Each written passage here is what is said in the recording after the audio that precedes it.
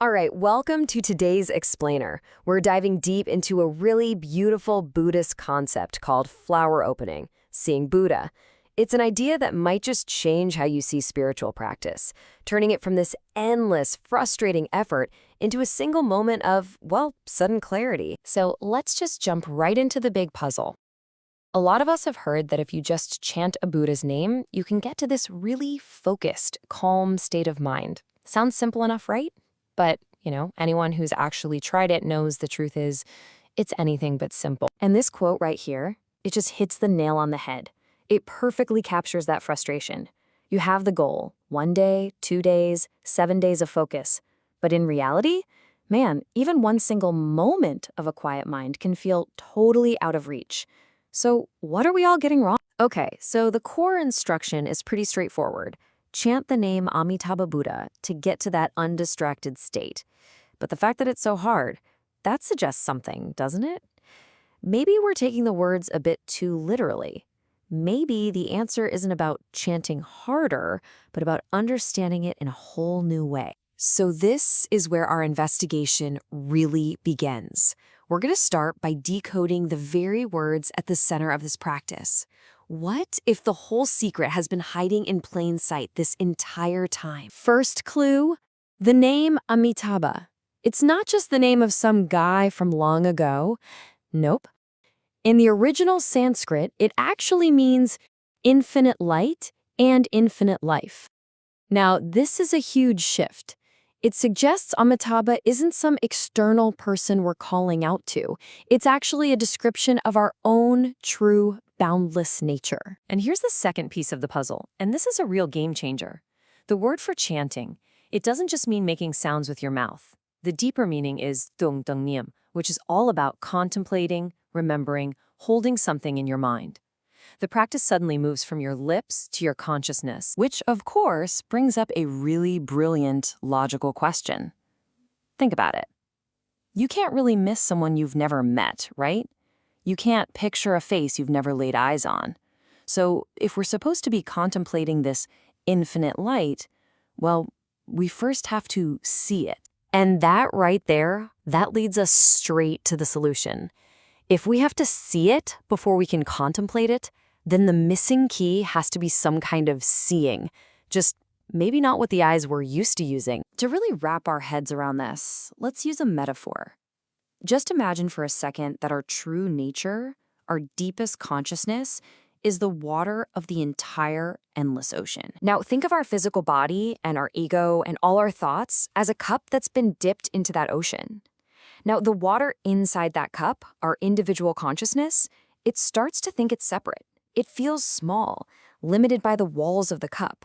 It completely forgets that it's actually part of the whole ocean. And here's the punchline. The whole point of spiritual practice isn't to try and perfect or purify the water inside the cup.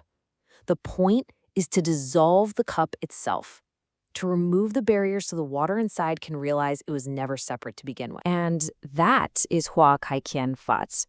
That is flower opening, seeing Buddha. It's that exact moment the cup disappears. It's the opening of an inner wisdom eye that lets you finally directly see your own true nature, that infinite light, the Amitabha that's already within you. Now, just to be super clear, we're not talking about a physical vision here. It's an inner awakening, a profound realization. It's the moment your little spark of light realizes it's connected to the whole bonfire. And once you've seen that, then and only then can you truly contemplate it. And what's so fascinating is that this idea isn't some one-off concept. It actually dovetails perfectly with one of the most famous mantras in the entire Buddhist world. Look at this incredible connection. Flower opening, seeing Buddha, is describing the exact same inner experience as the Tibetan mantra Om Mani Padme Hum, which we all know translates to the jewel in the lotus. They're two different ways of saying the same thing. And when you break it down, it's so clear. Mani is the jewel, right? That's our innate, precious Buddha nature. Padme is the lotus flower, which represents the energy centers, the chakras, inside our own bodies. So the mantra is literally saying, The amazing jewel of who you really are is found when the inner lotus opens up. This idea of a direct seeing lines up perfectly with what's called the sudden path to enlightenment. The gradual path says your mind is like a mirror that you have to constantly polish to keep it clean. But the sudden path, which the sixth patriarch Hunan famously taught, says, wait a minute, there is no mirror to begin with. There's nothing for dust to land on.